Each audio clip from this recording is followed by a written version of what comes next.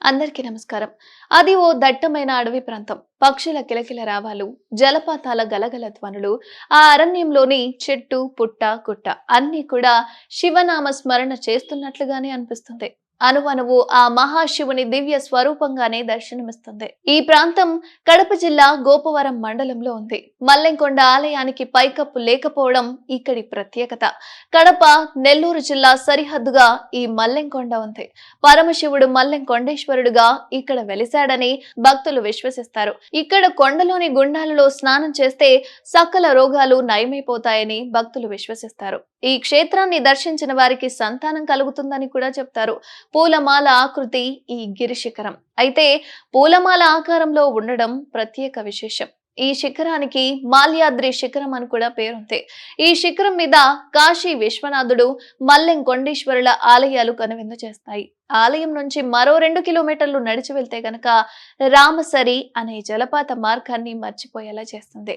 ఎందుకంటే కాకులు కనిపించని కానలు సాధారణంగా అడవుల్లో జంతువులు, క్రూర మృగాలు, పక్షులు నివసిస్తాయి. కానీ ఈ ప్రాంతంలో మాత్రం కాకి కానీ పులి కానీ కనిపించదు.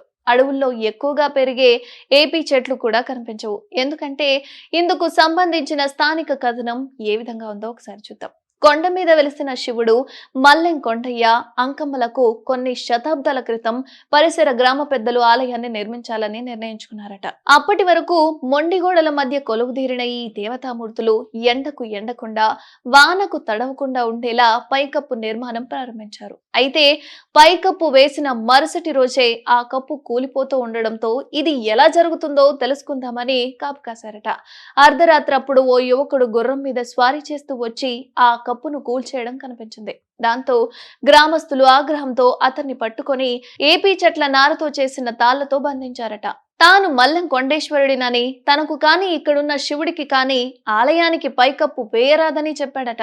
అంతేకాకుండా తనను కట్టివేయడానికి సహకరించిన ఏపీ చెట్లు ఈ అడవుల్లో కనిపించకూడదని శపించాడట.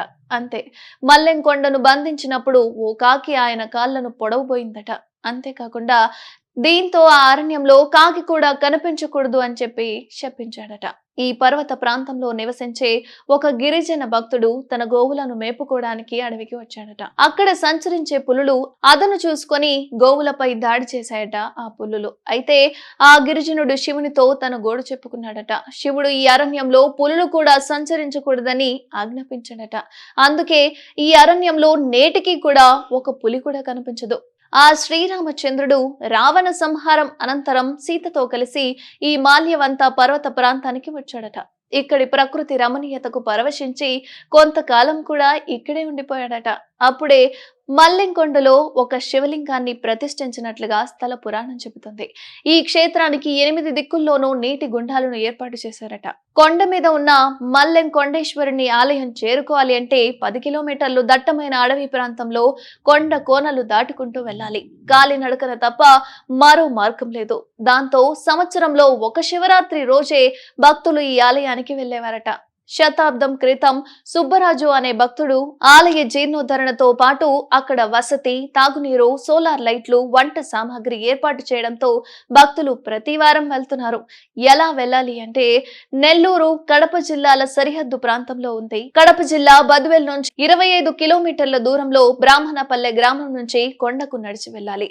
కడప నుంచి అయితే బద్వేల్కు, బద్వేల్ నుంచి బ్రాహ్మణపల్లెకు బస్సు సౌకర్యం ఉంటుంది.